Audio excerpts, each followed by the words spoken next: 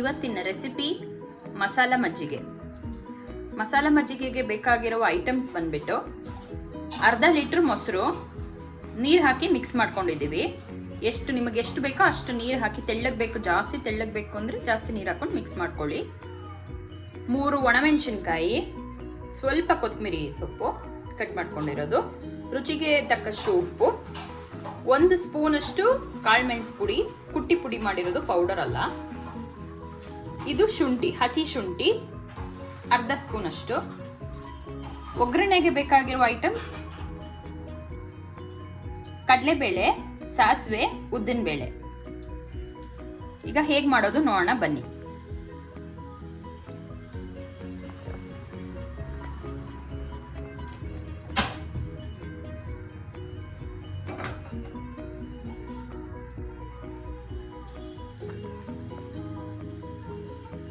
ಈಗ ಫಸ್ಟ್ ಒಗ್ಗರಣೆ ಹಾಕೊಳ್ಳೋಣ.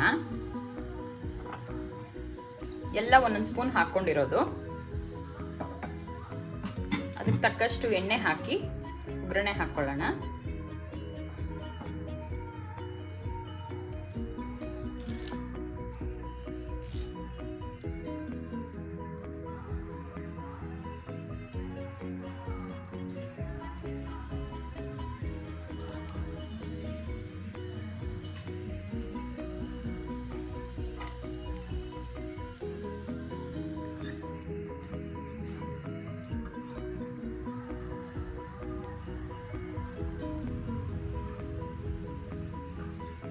ಈಗ ಇದಕ್ಕೆ ಬೇಕಾದಾಗ ಸಾಸಿವೆ, ಕರಿಬೇವು ಹಾಕಬೇಕು.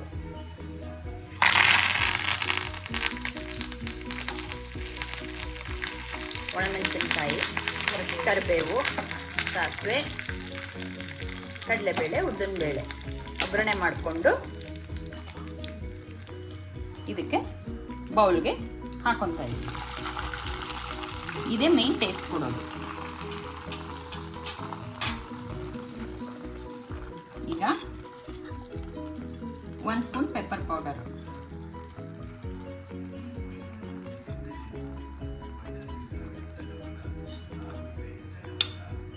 ಕಾಲ್ ಸ್ಪೂನ್ ಅಷ್ಟು ಹಸಿ ಶುಂಠಿ, ಟೇಸ್ಟ್ ಬೇಕು, ರುಚಿಗೆ ತಕ್ಕಷ್ಟು ಉಪ್ಪು,